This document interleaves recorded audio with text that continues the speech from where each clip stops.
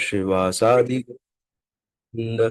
हरि कृष्णा कृष्णा कृष्णा हरे हरे, हरे राम राम राम हरे हरे। जय श्री प्रभुपाद की जय, अनंत कोटि वैष्णववृंद की जय। हरे कृष्णा।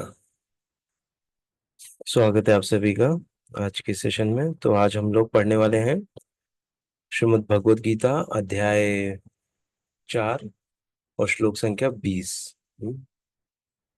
तो हम लोग सीधे चलते हैं श्लोका। स्क्रीन शेयर करता हूँ।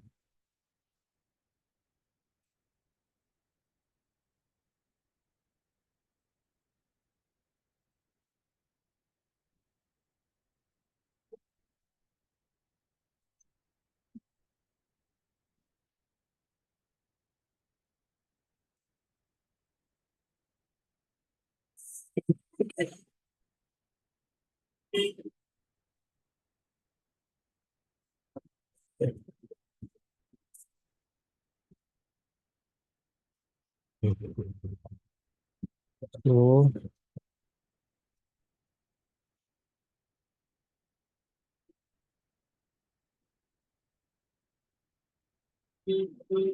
हमने जो पढ़ा था, उन 18 और 19वां श्लोक पढ़ा था कि जो मनुष्य कर्म में अकर्म, ना अकर्म के बारे में हमने समझा था पिछले सेशन में। अकर्म क्या होता है, ना अकर्म मतलब भगवान के लिए कर्म करना, ना भगवान को सेंटर में रख के कर्म करना, भगवान की प्रसन्नता के लिए कार्य करना। अनुकूल्य अनुकूल्य अनुकूल्य संकल्प प्रतिकूल्यस्य वर्जनम, अनुकूल्यस्य संकल्प प्रतिकूल्यस्य वर्जनम। जो अनुकूल है उसका संकल्प करो, भगवान के लिए जो कार्य करते हैं या जिससे हमारी भक्ति बढ़ती है ना, उन कार्यों का क्या करना है, हमको संकल्प करना है। ना संकल्प का अर्थ क्या होता है? जैसे संकल्प जो शब्द है ये हमने सुना होगा जब हम लोग ये आप में से या हमने जब पूजा में बैठते हैं ना, जो पंडित जी होते हैं वो क्या कहते हैं? वो कहते हैं आप संकल्प लीजिए ना, कि 100 रुपया दक्षिणा, 200 रुपया, 500 रुपये दक्षिणा चढ़ाएंगे तो उसका संकल्प लीजिए ना। द्रव्य बोलते हैं हाथ में रखिए और उसका संकल्प लीजिए और उसको अंत में आपको देना है। वो संकल्प आपने लिया 11 रुपया, जो भी आपकी जितनी क्षमता है, 100 रुपया, 500, 1000, तो वो संकल्प लीजिए ना। तो वो ऐसे हमको हमारे जो भक्ति में प्रगति के लिए जो अनुकूल है उसका संकल्प लेना है। हम्म? जैसे हम संकल्प लेते हैं 16 माला करना, 18 माला करना, 20 माला करना ना, और इतना हम दान देंगे हर साल। या अभी श्रावण चल रहा है, कार्तिक महीने में मैं 2000, 1000, जो भी मेरी क्षमता उसके अनुसार मैं दान दूंगा, उसका संकल्प ले लिया। एकादशी का व्रत पारण किया, फिर पारण के समय हमने संकल्प लिया कि मैं इतने रुपए या इतना अन्न मैं दान में दूंगा ना। तो ये संकल्प होता है। तो ऐसे संकल्प हमको लेने चाहिए। हम्म। और फिर हमने पढ़ा था कि जिस व्यक्ति का प्रत्येक प्रयास इंद्रिय तृप्ति की कामना से रहित, उसे पूर्ण ज्ञानी समझा जाता है ना। उसे ही साधु पुरुष ऐसा करता कहते हैं जिसने पूर्ण ज्ञान की अग्नि से कर्म फलों को भस्म सात कर दिया है ना। तो हमारी जो सफलता का रहस्य यही है कि हमको ना बिना किसी इंद्रिय तृप्ति की कामना के हमको कर्म करना चाहिए ना, बिना किसी फल की आसक्ति से या बिना किसी सेल्फिश मोटिव्स के ना हमको कार्य करना चाहिए ना। तो क्या होता है कि ऐसा जब हम कार्य करेंगे ना, और भगवान की प्रसन्नता के लिए भगवान को सेंटर में रख के, उससे जो कर्म फल है वो सारे जल जाते हैं। तो हम उसके बारे में चर्चा किए थे ना, पुण्य कर्म और पाप कर्म, कैसे दोनों का विनाश हो जाता है और फिर हमारा पूरा जो स्लेट है वो खाली हो जाता है। जब पूरा पाप और पुण्य दोनों क्लियर हो जाएंगे तब हम भगवत धाम में जाएंगे ना। जैसे हमको पहले सिखाया जाता था कि पुण्य करो ना, वो तब तक सही था जब तक हम भक्ति में नहीं आए थे। तब तक के लिए पुण्य करना हमारे लिए बहुत आवश्यक था। अब चूंकि हम भक्ति में आ गए हैं तो इन पुण्य कर्मों को भी हमको किसको अर्पित करना है? कृष्ण भगवान को दे देना है ना, क्योंकि वही सब सब चीजें ले सकते हैं, पुण्य पाप तो उनको हमको दे देना है ना, अंदर से बोल के कि पुण्य अब आप लीजिए।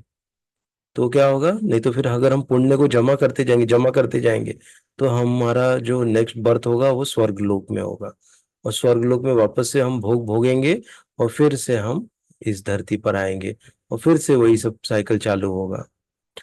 इसीलिए ठीक है, तो आज हम लोग 20वां श्लोक देखते हैं।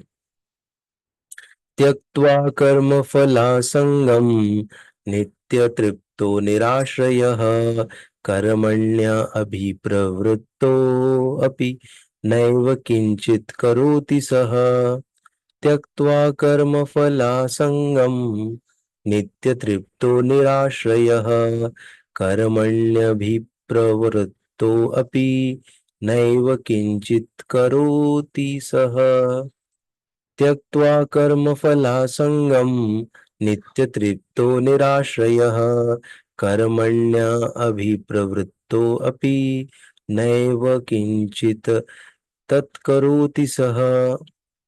कोई पढ़ना चाहेगा? हाँ प्रभु। पढ़िए माता। त्वक थोड़ा त्यक्ता कर्मफलासंगं नित्यतृप्तो निराश्रयः कर्मण्यभिप्रवृत्तोऽपि नैव किंचित् करोति सः। बहुत अच्छा माता जी, धन्यवाद। तो हम लोग इसका वर्ड टू वर्ड मीनिंग देखते हैं। त्यक्त्वा, त्याग कर, कर्मफल असंगम, कर्म फल की आसक्ति, नित्य सदा, तृप्त तृप्त, निराश्रय आश्रय रहित, कर्मणि कर्म में, अभिप्रवृत्त पूर्ण तत्पर रहकर, अपि भी, न नहीं, एव निश्चय ही, किंचित कुछ भी, करोति करता है, स वह। अपने कर्मफलों की सारी आसक्ति को त्याग कर सदैव संतुष्ट तथा स्वतंत्र रहकर वह सभी प्रकार के कार्यों में व्यस्त रहकर भी कोई सकाम कर्म नहीं करता।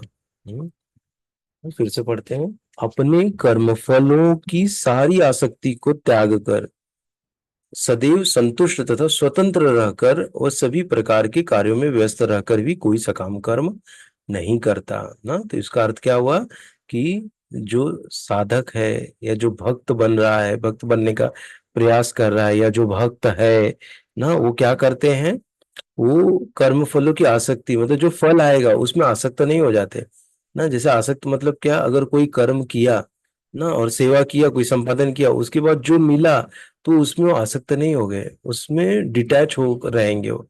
और क्या है कि सदैव संतुष्ट, सेल्फ सेटिस्फाइड रहेंगे। ऐसे नहीं कि और चाहिए और चाहिए और चाहिए, नहीं। और स्वतंत्र रहकर मतलब फ्रीली, ऐसे नहीं कि किसी चीज में बॉन्डिंग होके या बंध गए हैं, अरे ये तो बोझा आ गया मेरे ऊपर ना, ऐसा नहीं। वो स्वतंत्र रहकर, जैसे ऐसे लगता है ना किसी किसी को कि अरे 2 बच्चे हो गए, 3 बच्चे हो गए, अब तो मैं बंध गया, बोझा हो गया। हाँ, ऐसा भी कोई कोई जो प्रेम नहीं करते उनके अंदर ऐसी भावना आ जाती है। हाँ, चूंकि हमको मिले हैं बच्चे, तो ऐसे सोच के हमको कार्य करना चाहिए कि हमको सेवा मिली है ना, इन बच्चों को अच्छा ज्ञान, अच्छा मार्गदर्शन देकर, जिससे कि ये लोग आगे चल के ना अच्छा कार्य करें ना, औरों के जीवन में ये बदल लाए। ऐसे करके उनका हमको एक्चुअली कल्टीवेशन करना चाहिए बच्चों का। वह सभी प्रकार के कार्यों में व्यस्त रहकर भी कोई सकाम कर्म नहीं करता। नहीं, उसको देखेंगे तो लगेगा अरे ये तो कितना कार्य में बिजी बिजी है ना, लेकिन क्या कर रहा है वो किसके लिए कर रहा है, भगवान की प्रसन्नता के लिए कर रहा है। तो वो सकाम कर्म नहीं हुआ ना, जहाँ उसको फल की कोई चिंता नहीं है, फल कैसे भी मिले ना, ना वो खुद के बारे में सोच रहा है कि मुझे इससे क्या लाभ मिल रहा है, मुझे इससे क्या फायदा मिल रहा है, ऐसा वो कुछ भी नहीं सोच रहा है। तो उसी को कहते हैं कि सकाम कर्म के बिना ना, कार्यों में व्यस्त भी रहता है, लेकिन वो भगवान के कार्य के लिए, भगवान की प्रसन्नता के लिए कार्य कर रहा है। और वो हो सकता है भौतिक कार्य ही कर रहा हो, लेकिन उसका जो फल आएगा वो फल किसको देगा, वो भगवान को देगा। तो वो भौतिक कार्य क्या हो गया, आध्यात्मिक कार्य हो गया। हाँ, तो ऐसे ही हमको सोचना है कि कैसे हम अपने कार्य को आध्यात्मिक बनाए। जैसे माता जी लोग जो कुकिंग करती हैं ना, अगर वो बना रही है कि ये करने के लिए मैं अच्छा टेस्टी बनाती हूँ, खाऊंगी, इसको खाऊंगा ना, तो क्या होगा कि वो खुद के लिए बना रही है, लेकिन खाली वहीं पे जरा चेतना क्या बदल देना है कि भगवान की प्रसन्नता के लिए बना रहे, भगवान को भोग लगाएंगे। आज का जो प्रसाद बहुत मेहनत करके बनाती हूँ, हरे कृष्ण महामंत्र का जप करके बनाऊंगी, कोई गीत गा के आज भगवान का प्रसाद बनाऊंगी ना, ऐसे बनाने से उस प्रसाद में ऑटोमेटिक शक्ति आ जाती है, भगवान की कृपा आ जाती है। तो उस प्रसाद को कोई व्यक्ति खाएगा तब उसके अंदर बदल आएगा ना। इसीलिए माता जी इस लोग को ये बहुत बड़ी जवाबदारी है कि जो भोग बना रही हैं ना, जो भी भोजन व्यंजन बना रही हैं, उसको बनाते वक्त जो कॉन्शियसनेस है वो बहुत ही कृष्ण भावनामृत होना चाहिए ना, ध्यान यहाँ वहां नहीं भटकना चाहिए ना। बनाओ तो, और जब बातें भी ऐसी मत करो ना, बात भी कैसी करो, भगवान की कोई गीत के ऊपर चर्चा करो, कुछ तो चर्चा होनी चाहिए, या तो खुद ही गीत गा गा के या सुन के या किचन में कुछ सॉन्ग लगा के या हरे कृष्ण महामंत्र लगा के तब हमको भगवान का भोग बनाना चाहिए ना। तो उसमें शक्ति आएगी, तो हम सही से बोलते ना प्रसाद होगा वो अच्छा। तो भगवान को भी बहुत अच्छा लगेगा। ठीक है, तो ये था, तो तब पढ़ते हम लोग तात्पर्य। कर्मों के बंधन से इस प्रकार की मुक्ति तभी संभव है जब मनुष्य कृष्ण भावना भवित होकर कार्य कृष्ण के लिए करे ना। ये सबसे इंपॉर्टेंट है, क्या, कृष्ण के लिए कार्य करना। कृष्ण भावना भवित व्यक्ति ना, जैसे हमने पहले जब शुरू किया था ये पढ़ना तब बोले थे ना कि हमको हमेशा पता चलेगा, हर बार हर श्लोक में आएगा कि कृष्ण भावना भवित क्या है ना। ये चीज हमको हर श्लोक में कुछ ना कुछ चीजें मिलती रहेगी। ठीक है, तो यहाँ पे देखिए क्या मिला कि कृष्ण भावना भवित व्यक्ति भगवान के शुद्ध प्रेमवश ही कर्म करता है, फलस्वरूप उसे कर्म फलों के प्रति कोई आकर्षण नहीं रह जाता ना, क्योंकि वो भगवान की प्रसन्नता के लिए कार्य कर रहा है। तो वो रिजल्ट कुछ भी आए, सारा रिजल्ट किसका है, भगवान का ही है ना। जैसे अभी हम देखते हैं कि बैंक में एम्प्लॉय काम करता है, बैंक में बहुत सारा पैसा आता है ना, तो वो क्या पैसे देख के वो आसक्त हो जाता है क्या उसमें, उसको पता है ये पैसे किसके हैं ना, ये पैसे बैंक के पैसे हैं, मेरे पैसे नहीं। वो बैठ के गिनेगा, उसके ताबे में कम से कम 1 करोड़ रुपए 2 करोड़ रुपए उसके ताबे में रहेंगे, ड्रॉवर्स में सब रखे रहेंगे, लेकिन वो उसमें आसक्त है क्या, उसको लगता है कि ये मेरा पैसा है, नहीं, उसको नहीं लगता, उसको पता है ये बैंक का पैसा है ना, मुझे थोड़ी देर के लिए संभालने के लिए दिया है, और फिर इसको मैं बैंक के हवाले करके मैं अपने घर जाऊंगा, ऐसे ना। तो वो उसमें क्या हो रहा है, आसक्त नहीं हो रहा है ऐसे। तो इसी प्रकार हमको भी, जो भी हमको बच्चे मिले हैं, हमको धन मिला है, हमको घर मिला है, ये कुछ काल के लिए मिला है, कुछ समय के लिए मिला है ना। उस समय तक मैं इसका क्या हूँ, मैं इसका, इसको मैं संभालूंगा ना, इसको मैं यूज करूंगा भगवान की प्रसन्नता के लिए, और उसके बाद मैं इसको वापस से छोड़ के चला जाऊंगा। ऐसा हमारा भाव होना चाहिए। हम्म। नहीं तो हम क्या हो जाते, तुरंत मालिक बन जाते, अरे ये मेरा है, मैंने बनाया है, मैंने कमाया है, मैंने मेहनत की है, ऐसा भाव हमारा आ जाता है। वो नहीं आना चाहिए। यहाँ तक कि उसे अपने शरीर निर्वाह के प्रति भी कोई आकर्षण नहीं रहता, क्योंकि वह पूर्णतया कृष्ण पर आश्रित रहता है। वह न तो किसी वस्तु को प्राप्त करना चाहता है और न अपनी वस्तुओं की रक्षा करना चाहता है न न वो कोई प्राप्त करना चाहता है, न रक्षा करना चाहता है। वह अपनी पूर्ण सामर्थ्य से अपना कर्तव्य करता है। जितना सामर्थ्य है ना, जितना उसकी कैपेसिटी है, उस कैपेसिटी से जो कर्तव्य है, जो उसको टास्क असाइन किया गया है, उसको बहुत निष्ठा से करता है, और कृष्ण पर सब कुछ छोड़ देता है ना। जैसे हम बच्चों को पढ़ाते हैं तो बच्चों को पूर्णतया जो उनके लिए जरूरी है सब चीज मुहैया कराइए, सब कुछ। बाद में जो रिजल्ट आएगा वो टॉप करेगा या बॉटम से टॉप करेगा, कोई हमको उससे लेना देना नहीं है ना, वो सब भगवान कृष्ण पे छोड़ दो। ऐसा, ऐसा अनासक्त व्यक्ति शुभ अशुभ कर्म फलों से मुक्त रहता है, तो उसको कोई कर्म नहीं लगता ना, वो सारे कर्मों से क्या होता है, वो मुक्त रहता है। अतः कृष्ण भावनामृत से रहित कोई भी कार्य कर्ता पर बंधन स्वरूप होता है, और विकर्म का यही असली रूप है, जैसा कि पहले बताया जा चुका है ना। कृष्ण भावनामृत से रहित कोई भी कार्य कर्ता पर बंधन स्वरूप होता है ना, बंधन का कारण बनता है, मत बंधन मतलब क्या, कर्म, कर्म लगता है ना। और उसी को क्या है, विकर्म का यही असली रूप है ना। अगर जब हम भगवान के लिए कार्य नहीं कर रहे हैं तो वो क्या हो गया, वो विकर्म हो गया ना, क्योंकि भगवान प्रसन्न नहीं हो रहे हैं ना उस कार्य से। तो विकर्म हो गया। ऐसे। हम्म जैसा कि पहले बताया जा चुका है। हम्म तो ये है आज का श्लोक का ना। तो हमको हमेशा क्या करना चाहिए, भगवान की प्रसन्नता के लिए कार्य करना चाहिए। तो यही, ये जो 3-4 श्लोका हमने पिछले सेशन और आज के सेशन में पढ़ रहे हैं, ये इसी के लिए है कि हमको कैसा कर्म करना चाहिए, भगवान की प्रसन्नता के लिए कर्म करना चाहिए।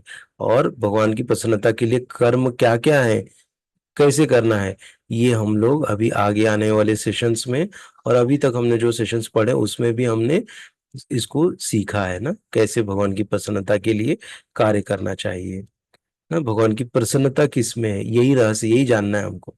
क्योंकि जब भगवान की प्रसन्नता के लिए कार्य करेंगे, भगवान प्रसन्न होंगे, तो हमारा प्रसन्नता उसी में निहित है ना। जैसे हम देखते हैं कि, जैसे एक छोटा एग्जांपल घर का लेते हैं। अगर घर में ना जो घर का मुखिया है, अगर वो प्रसन्न रहता है ना, घर का जो स्वामी है, जैसे पिता है, पिता घर को चलाता है जाके मेहनत करके, अगर वो खुश रहेगा तो ऑटोमेटिक उस ना माता खुश रहेगी। फिर माता के मतलब पिता के भाई लोग सब खुश रहेंगे, उनके जो बच्चे हैं वो लोग खुश रहेंगे, सब खुश रहेंगे। अगर जो पिता है वही दुखी रहेगा तो क्या होगा, पत्नी, बच्चे, पत्नी वो पत्नी के ऊपर आके क्रोध करेगा, पत्नी क्या करेगी, बच्चों के ऊपर क्रोध करेगी, तो पूरा साइकिल बिगड़ जाता है ना। ऐसा है, तो इसीलिए हमको भगवान जैसे हमारे स्वामी हैं, भगवान को जब प्रसन्न रखेंगे तो ऑटोमेटिक सब प्रसन्न रहेंगे ना। और एक एग्जाम्पल क्या आता है, जैसे वृक्ष का आता है ना, वृक्ष की जब जड़ में पानी डालते हैं तो सारे तना, पत्ते, फूल, फल, सब जगह पानी पहुंच जाता है, अलग से हमको डालने की आवश्यकता नहीं पड़ती है ना? ऐसे तो इसीलिए हमको भगवान की प्रसन्नता के लिए कार्य करना चाहिए। जब वो प्रसन्न होंगे तो सारे देवी देवता, साधु गण, ऋषि गण, जितने भी लोग हैं ना, चाहे वो सुर हो चाहे असुर हो, सब लोग को प्रसन्नता होगी, सब लोग को वो मिलेगा। वो जो हमारी तपस्या अगर हम लोग भगवान को अर्पित करते हैं तो भगवान प्रसन्न होते हैं, सबके तक वो पहुंचता है ना? इसीलिए हमसे कोई अपराध नहीं होता है जब हम भक्ति करते हैं तो ना। अगर हम जान के करें कि अपराध क्या है ना, निरापराध अगर करें, तो अलग से हमको जाके शनि भगवान को तेल चढ़ाना, हनुमान जी को जाके गंध तेल चढ़ाना लगाना ना, और नारियल चढ़ाना, ये जो भी है अलग से हमको जाके अलग अलग देवी देवताओं की करने की आवश्यकता नहीं रह जाती, जब हम सीधा जड़ में पानी डालेंगे तो। ये चीज है। ठीक है। आगे का भी श्लोक हम लोग ले लेते हैं। 21वां श्लोक। निराशीर यत चित्तात्मा त्यक्त सर्व परिग्रह शारीरम केवलम कर्म कुर्वन् आपनोति किल्बिषम्। निराशीर यत चित्तात्मा त्यक्त सर्व परिग्रह शारीरम केवलम कर्म कुर्वन् अपनोति किल्बिषम्। कोई पढ़ना चाहेगा एक जन?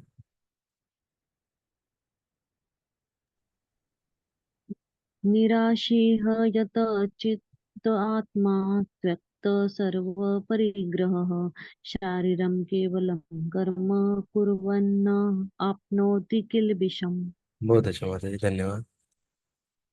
तो 21वें श्लोक में है कि निराशी ही, फल की आकांक्षा से रहित, निष्काम, यत संयमित, चित्तात्मा, मन तथा बुद्धि, त्यक्त छोड़ा, सर्व समस्त परिग्रह, स्वामित्व, शारीरम प्राण रक्षा, केवलम मात्र, कर्म कर्म कुर्वन करते हुए, न कभी नहीं, आपनोति प्राप्त करता है, किल विषम पाप पूर्ण फल।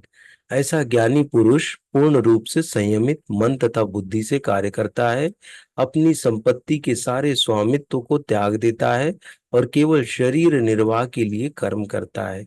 इस तरह कार्य करता हुआ वह पाप रूपी फलों से प्रभावित नहीं होता। एक बार फिर से पढ़ते हैं। ऐसा ज्ञानी पुरुष पूर्ण रूप से संयमित मन तथा बुद्धि से कार्य करता है, अपनी संपत्ति के सारे स्वामित्व को त्याग देता है ना, स्वामी कौन है, भगवान है, और केवल शरीर निर्वाह के लिए कर्म करता है। इस तरह कार्य करता हुआ वह पाप रूपी फलों से प्रभावित नहीं होता है। ऐसा जब कार्य करता है तो उसको कोई भी जो पाप रूपी फल से प्रभावित नहीं होता है ना, कोई प्रभाव नहीं पड़ता है। इसका तात्पर्य देखते हैं। कृष्ण भावना भवित व्यक्ति कर्म करते समय कभी भी शुभ या अशुभ फल की आशा नहीं रखता। उसके मन तथा बुद्धि पूर्णतया वश में होते हैं ना। तो जैसे हम क्या कर रहे हैं, अभी कृष्ण भावना भवित बनने का प्रयास कर रहे हैं, तो हमारे अंदर भी ये आना चाहिए अभी कि शुभ और अशुभ फल की आशा नहीं रखनी चाहिए ना, कि शुभ होगा और शुभ ही होना चाहिए मैं कर रहा हूं ना, क्योंकि कोई अशुभ फल की आशा नहीं करेगा ना। वो क्या करेगा, कोई भी कर्म करे तो हम चाहेंगे कि शुभ ही हो ना, कोई ये नहीं बोलेगा कि भैया अशुभ हो जाए। कोई कार्य कर रहे हैं, लेकिन शुभ हो या अशुभ हो तो उससे हमको डिस्टर्ब नहीं होना है, वही हमको यहाँ पे समझना है। उसके मन तथा बुद्धि पूर्णतया वश में होते हैं ना। मन और बुद्धि ये वश में होना, ठीक है। वश में होना मतलब क्या, जो कृष्ण भावनामृत कार्य करेगा उसी का बुद्धि और मन वश में रहेगा, बाकी किसी का नहीं रहेगा। वह जानता है कि वह परमेश्वर का भिन्न अंश है, अतः अंश रूप में उसके द्वारा संपन्न कोई भी कर्म उसका न होकर उसके माध्यम से परमेश्वर द्वारा संपन्न हुआ होता है। ये वह जानता है ना, जो भी हो रहा है किससे हो रहा है, भगवान की कृपा से हो रहा है, भगवान के द्वारा हो रहा है, मेरा कोई कार्य नहीं। जैसे यहाँ पर मैं एक्सप्लेन कर रहा हूँ, बोल रहा हूँ, ये मैं नहीं बोल रहा हूँ, ये भगवान बोल रहे हैं ना। तो इससे क्या होगा कि हमारे अंदर ना भगवान के प्रति एक निष्ठा प्रेम आएगा, और मेरे अंदर गर्व की भावना नहीं आएगी, घमंड नहीं आएगा ना, अहंकार नहीं आएगा। जब ऐसी भावना से हम कार्य करते हैं। नहीं तो क्या होगा कि स्वामित्व की भावना आ जाएगी ना, अरे मैं घर चला रहा हूँ, अगर मैं कमाऊंगा नहीं तो सब भूखे मर जाएंगे। तो क्या हो गया, मेरे अंदर अहंकार आ गया। जब हाथ हिलता है तो स्वेच्छा से नहीं हिलता, अपितु सारे शरीर की चेष्टा से हिलता है। कृष्ण भावना भवित व्यक्ति भगवत इच्छा का अनुगामी होता है, क्योंकि उसकी निजी इंद्रिय तृप्ति की कोई कामना नहीं होती। वह यंत्र के एक पुर्जे की भांति हिलता डुलता है।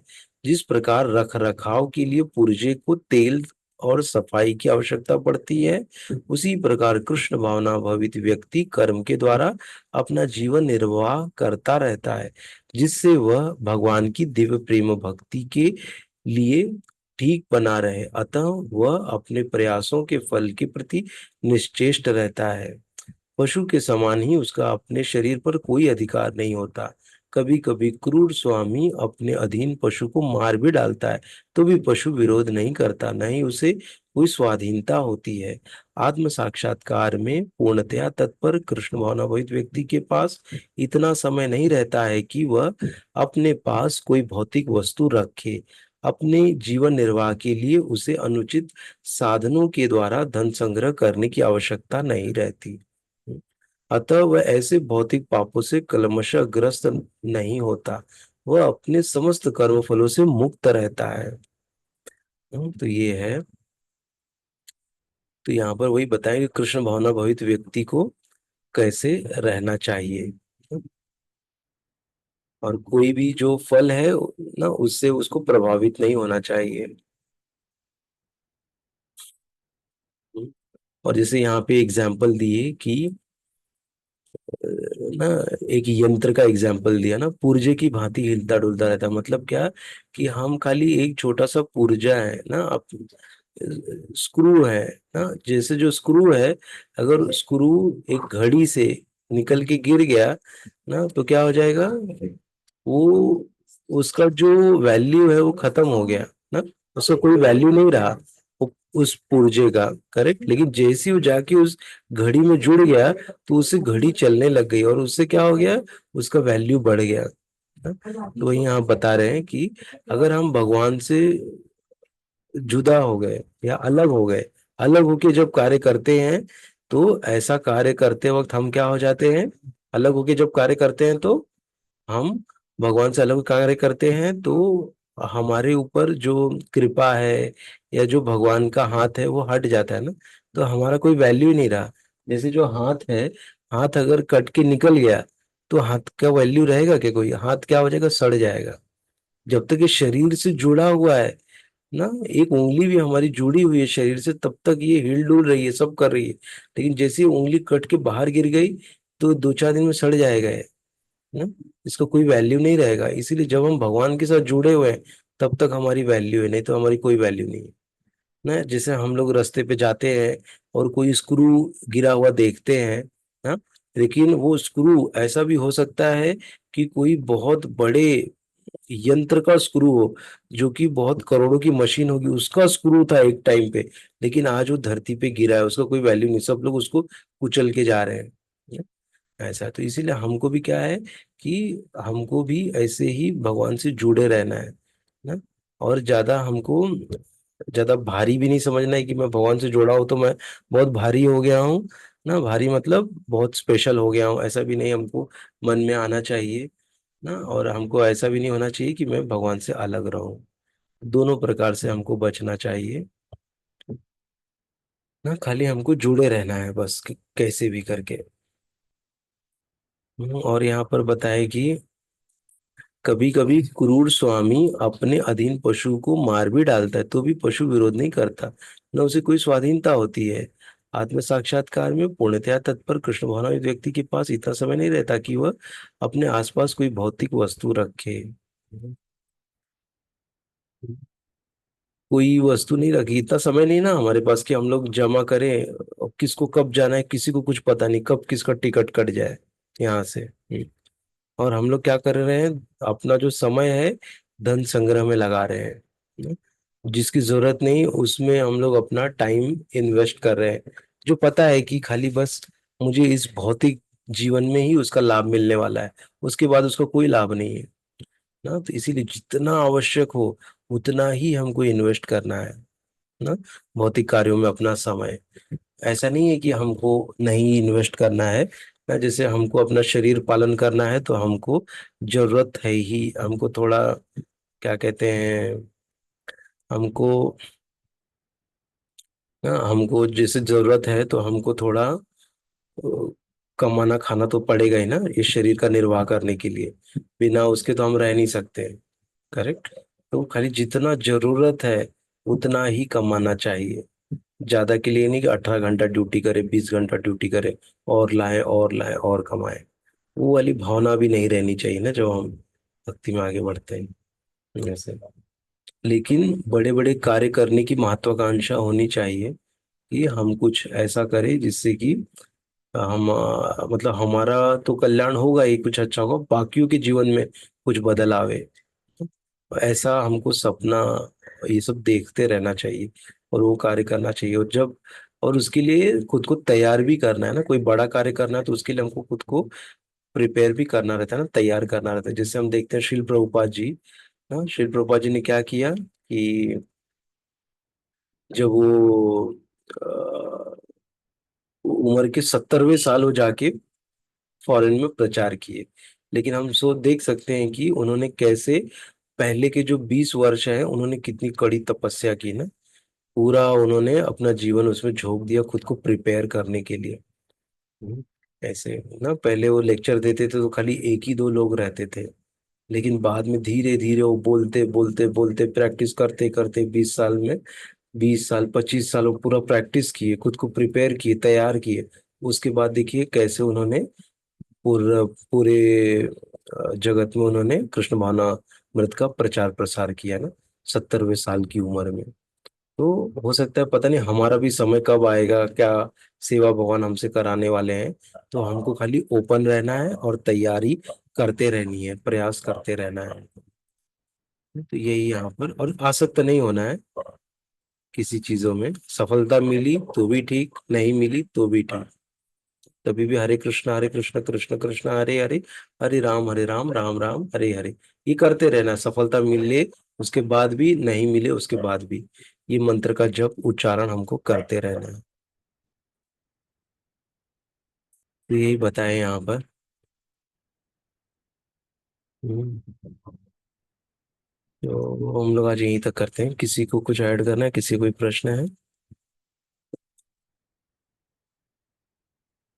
पूछ सकते हैं।